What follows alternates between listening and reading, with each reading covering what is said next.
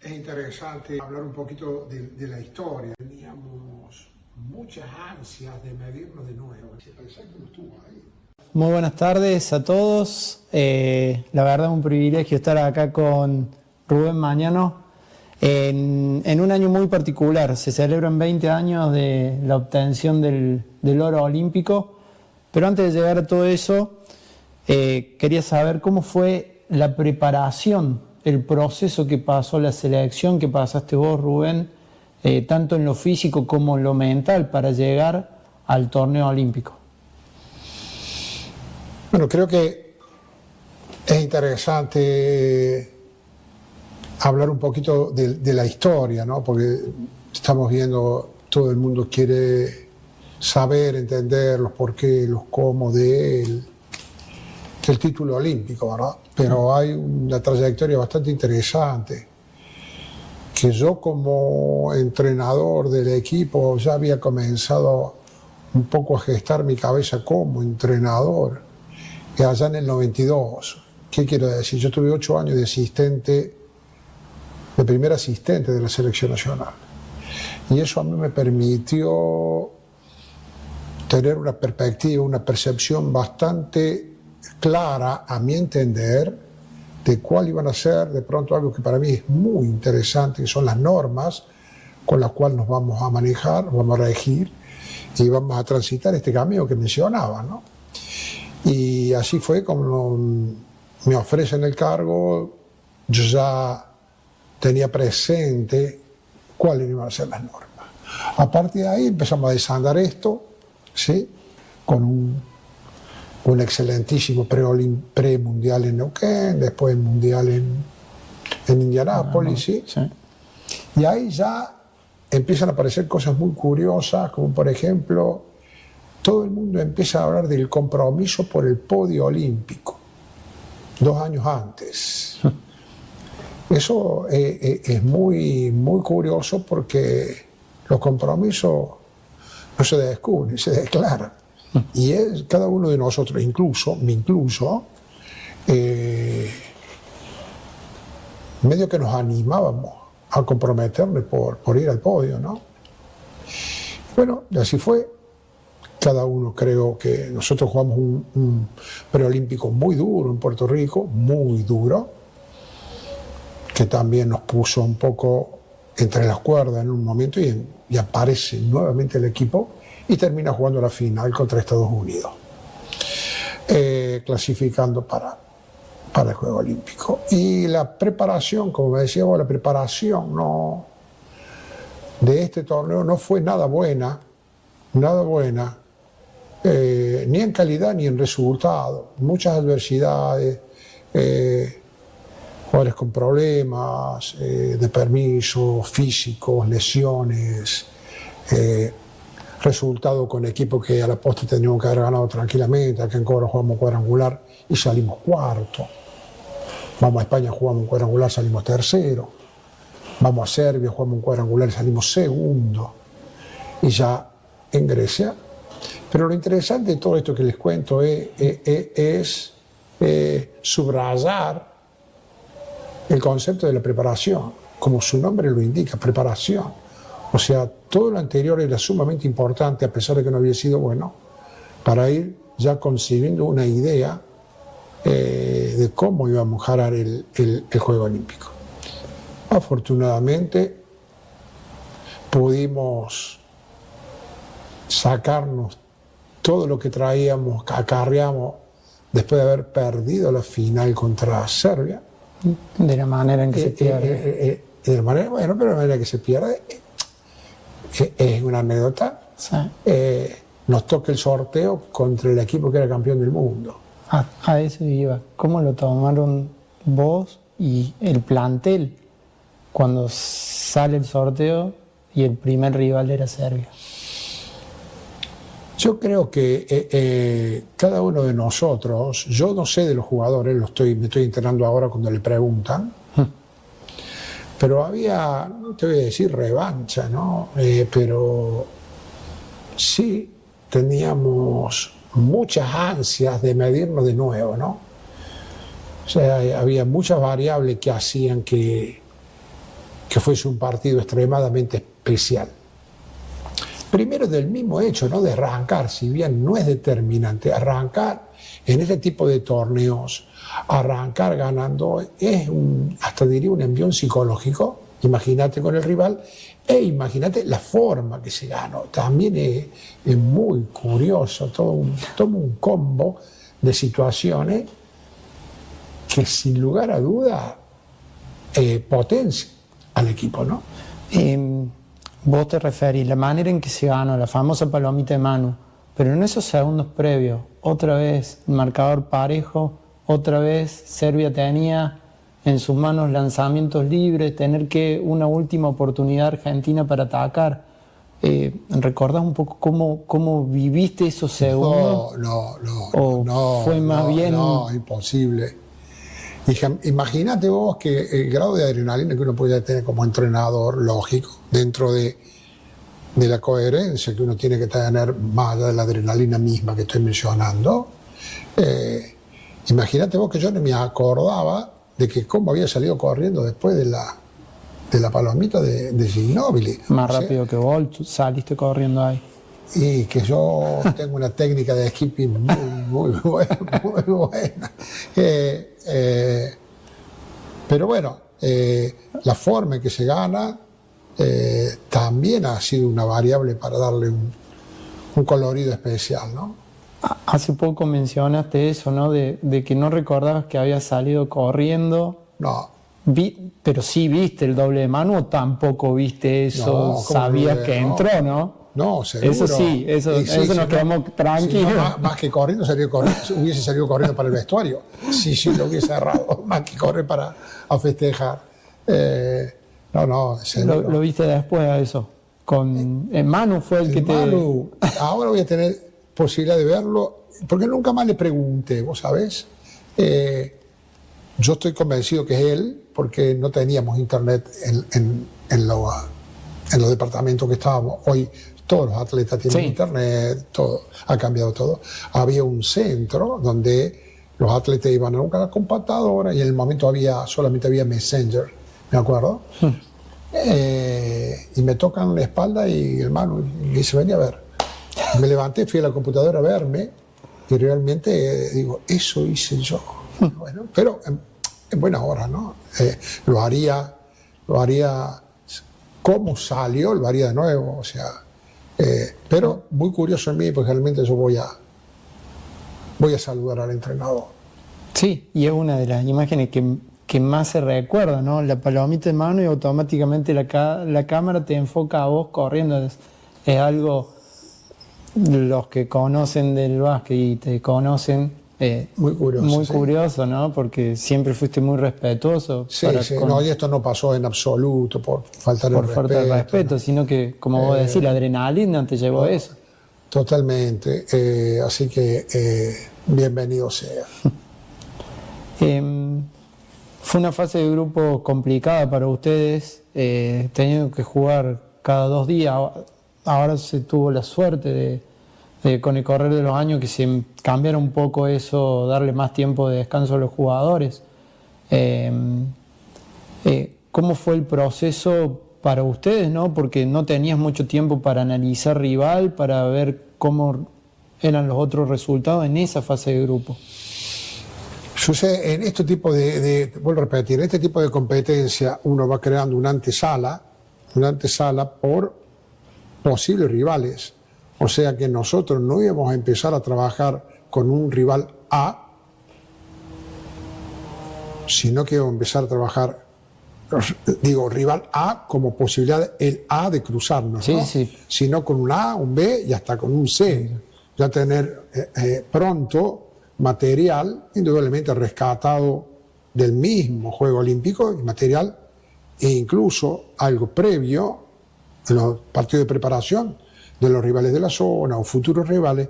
Ya cuando se echa a andar el Juego Olímpico, que tenés 2 o 3 juegos por delante del próximo, que ya se jugaron, ya tenés bien claro a dónde vamos.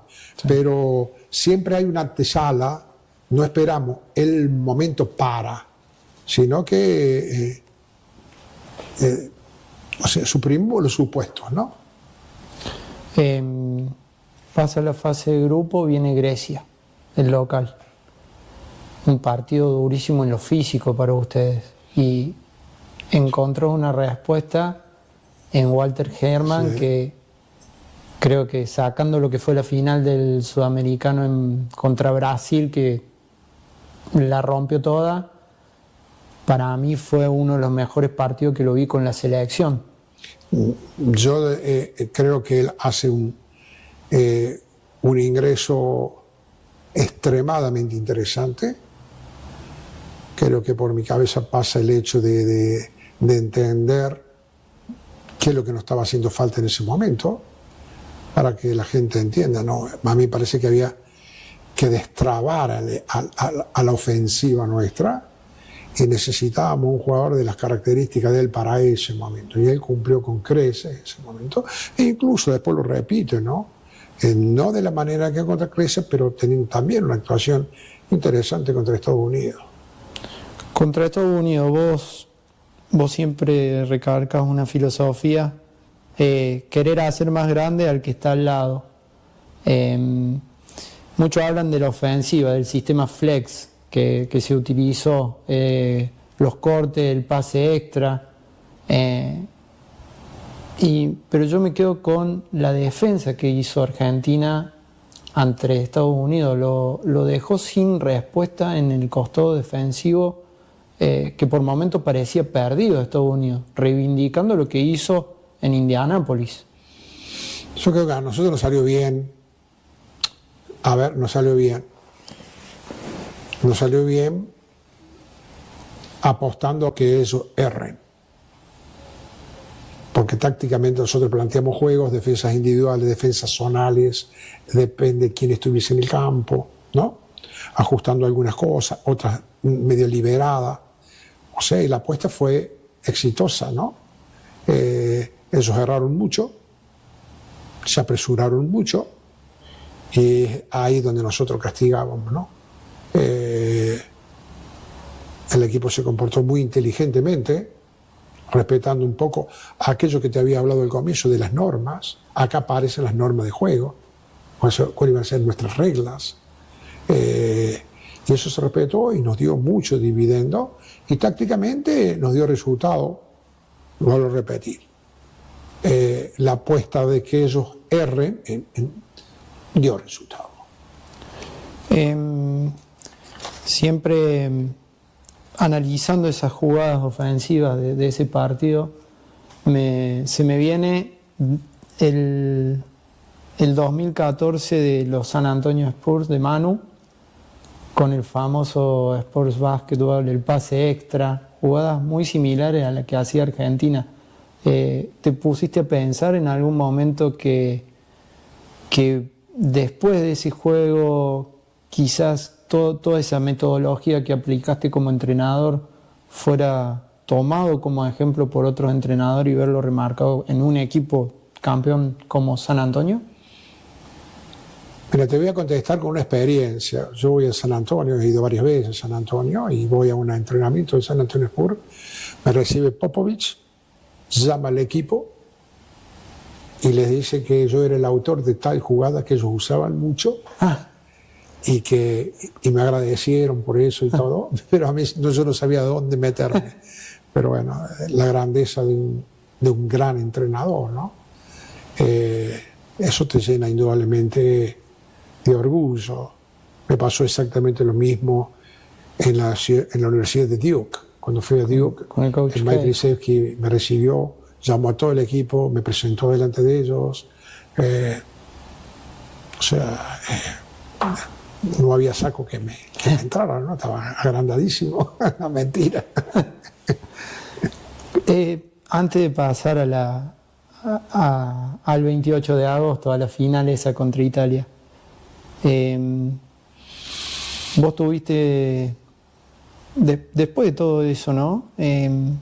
Cada vez que entras a un lugar, cada vez que das una conferencia, las ovaciones duran minutos y minutos y minutos. ¿Te has acostumbrado a la ovación o todavía te sigue generando esa empatía, Sucede que yo, tal vez, no sé por qué, no entiendo. O sea, primero aprendí a ser muy cauto. Por ahí hay un eslogan de ser cauto cuando tenés ataque de prosperidad, ¿no? Me he educado así, con un gran profesor que es Walter Garrone, que siempre mantuvo esa línea. Yo me eduqué en esas cosas, prácticamente es un poco mi descubridor. Como no me subí tan alto nunca, tampoco me la creo demasiado, o sea que no me voy a caer. Entonces, lo que sí sé, cuáles son las sensaciones, las emociones, realmente son cosas únicas, ¿no? Es más, el común, yo valoro mucho el común de la gente cuando voy al café o cuando ando por la calle o cuando me para alguien. Eso para mí tiene un valor agregado enorme. La gratitud pasó a formar parte en estos últimos tiempos de mi vida de una manera muy curiosa, muy tangible, ¿sí? Y muy ordinaria. Hablo ordinario del hecho común. Sí. Del hecho común. Son caricias al alma permanentes. No te fueron fáciles los inicios como jugador. Como jugador, Sí. estamos entrando en un terreno tenebroso, diría. Pero no le niego yo de mi época. Yo tenía una versión de algo que vos comentaste hace poco de tu entrenador en Talleres, Luis Risi. Yo tenía una versión que en uno de los partidos, entre faltas, se cargó el equipo de falta, quedaron 4, te miró a vos y te dijo que estabas en el banco, ¿qué hacemos? No te dijo, entra. No, ¿Sí? me dijo, no es que hacemos, no. O sea, la voz de él fue, ahora ¿a quién pongo? Es más cruel. Es más cruel. Mucho más cruel. ¿No te consultó qué haces? Sí, el tema pasa por, yo digo que tiene dos lecturas esto. La primera lectura es que yo era regular para abajo como jugador. Convengamos que yo en Talleres en ese momento era jugador número 10, 11. Si el equipo estaba completo, 12. O sea, nunca era un jugador 6 o 7. 5 ni a hablar, ¿no? O la otra posibilidad era que él ya veía en mí una persona ávida para tomar decisiones de acuerdo al tipo de partido que se estaba previendo y me estaba consultando. Pero era la primera, no era la segunda. No era que te pasaba analizando el partido. En absoluto, no. Y bueno, creo que eso también me marcó, ¿no? Y la pasión esa que te marca a vos, ¿cuándo fue el momento que dijiste voy a ser entrenador? Había una mistura. O sea, yo me recibo de profesor y empiezo con una escuelita de básquetbol acá cerquita en el Peña, el Colegio Peña, y paralelamente me empiezan a salir horas cátedras y empiezo con las clases de educación física, ¿no? Colegios secundarios, colegios primarios, jardín de infantes, colegios especiales. Bueno, un cúmulo de horas importante y paralelamente, como anexo, seguía trabajando en básquetbol. Llegó un punto que realmente tuve que decidir por las exigencias, ¿no? Uh-huh. Y por la institución donde estaba. Atenas te requiere, dijeran 24 horas y la noche también, era una cosa así más o menos, ¿no? Era. Y un punto de inflexión donde o seguimos con la educación física o soy entrenador de básquetbol. Y yo decidí ser entrenador de básquetbol. Y dejé toda la educación física de un lado, ¿no? Con el riesgo que implica en deporte profesional, pero 2 o 3 partidos es muy factible. Me ha pasado. Te quedas en la calle. Sí. Entonces yo tenía mis chiquitos chicos y todo, pero fue una apuesta. Por eso, en la vida de los entrenadores o de los jugadores, ¿no? O de los equipos, hay puntos de inflexión muy curiosos y a veces pero muy determinantes. Pero hay que tener coraje, ¿no? Sí. sin duda que Atenas lo llevaste a lo más alto, a ser reconocido a nivel sudamericano, a nivel mundial con el Open McDonald's. Aparece Fabricio en su mejor momento, lo tenías como un pilar de la selección. ¿Cómo fue la transición? El tener que enfocarse después de su lesión contra Estados Unidos en las Olimpiadas y enfrentar la final sin uno de esos pilares. Bueno, yo estimo que hay elementos que te permiten, hay muchos elementos. Cuando yo te hablaba de preparación, allá en el 2000, premundial, ¿no? De Indianápolis, todo ese camino, tiene que ver con esto también. Una preparación donde la confianza es el lubricante del equipo. Sí. Donde los integrantes se sienten parte, sienten como propios los resultados obtenidos, más allá que jueguen 1 minuto o 40 minutos. O sea, y tienen placer por pertenecer, más allá del rol que le toque, cuánto, dónde, no importa. Yo creo que ese mensaje se aprendió. Entonces, ¿qué hace? ¿Por qué el antesala te digo de esto, el preámbulo es porque eso te permite echar mano al personaje que en época de prosperidad de pronto no están tan presentes, pero no tan presentes, pero sabiendo que ellos podían saltar en cualquier momento porque estaban preparados para eso. O sea, eso también se edifica. Todo este tipo de cosas, de adversidades que sufren los equipos, si vos das una concepción de equipo como tal y son preparados como merecen ser preparados, las posibilidades de superar esa adversidad están. Nosotros hemos sufrido mucho. Ginóbili en semifinal del mundo. Del mundo contra Alemania. Sí. Montecchia en el preolímpico de Puerto Rico. Oberto en el partido contra Estados Unidos. O sea, todos pilares. Sin embargo, el equipo siguió jugando. Un partido dificilísimo el de Italia que no se terminaba de destrabar, que hasta que entra Montecchia y mete ese triple que levanta los brazos, creo que lo gritamos todos, y se empieza a encaminar la selección a ese tan ansiado oro. ¿Cómo viviste vos esa final? Y así, yo un poco creo que el ingreso de Montecchia un poco le da esto, como hablábamos de Walter Hermann, ingresando en cosas, ahora le toca de pronto venir a Montecchia y encontrar la claridad suficiente o los tiros suficientes para poder destrabar un partido que no fue nada sencillo, hasta que después abrimos ya, el último ya se jugó con bastante comodidad, ¿no?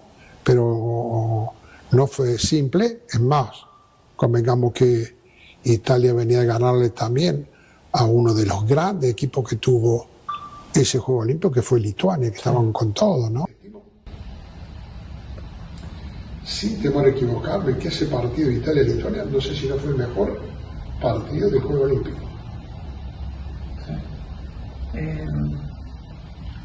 ¿Cuándo realmente tomaste dimensión de lo conseguido con la generación dorada? No hay un momento, creo que todos los días son un poco el momento.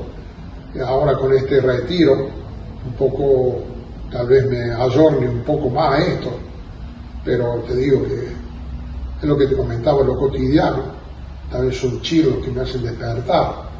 O sea, se ve que no hay vocación de querer caer. Yo medio que lo estoy descubriendo. Pago, fue un instante bastante especial lo que viví ahora en el Juego Olímpico, desfiles, desde inicio, la clausura, partido de básquetbol, incluso hablar con Patricia, sentado acá, estábamos viendo acá en casa, y se pensaba que no estuvo ahí. Y ahí, por ahí son, viste, ya te son bofetadas que te dicen, estuviste ahí, pero muy tranquilo. Estuviste y lo ganaste. eso es más grande todavía. Lo ganaron, ¿no? Yo el otro día corregí a un periodista, un gran periodista argentino. Sí. Por eso dije que lo ganaron. Exactamente. Los pronombres personales para Sí. mí son fundamentales. Sí. Por Por entrenadores. eso me autocorrige. Porque sí, está muy bien, tuviste astuto. Estuve analizando Los, atento. los entrenadores son bastante particulares. Usamos pronombres personales cuando nos conviene, usamos pronombres personales singular cuando nos conviene, pronombres personales plural cuando nos conviene. Yo le gané a tal, nosotros perdimos con tal. O sea, macho, a ver cómo es la historia. Esa firma, un día estábamos jugando en Racing, fuiste a ver jugar a tu hijo y te reconocimos, nos acercamos y te preguntamos todos los niños: ¿usted es Rubén Mañano, el técnico de Atenas? No, soy el hermano, nos decía. Y después que terminó el partido, te pusieron en una mesa con una silla y te pusiste a firmarnos hasta el último chico que estaba ahí. ¿Y esa la firma? Y esa la firma. Mirá vos, qué grato recuerdo conmigo. Sí, y siempre que tengo oportunidad de rememorarlo, la veo porque la verdad... Y no cambia la firma, igual, sigue igual. Sí, igual. Igual. 30 igual, años firmando. igual, no ha cambiado nada. Nada, Rubén. Muchísimas gracias. No, a ustedes por acercarse, por hablar de básquet, por intentar, no sé, como digo, no, multiplicar, ser un agente multiplicador, pero también entender que no hay que sentarse tanto arriba de la historia, ¿no? Recordarla sí, porque es importante, pero no sentarse arriba de ella. Muchas gracias. Rubén Mañano con todos ustedes.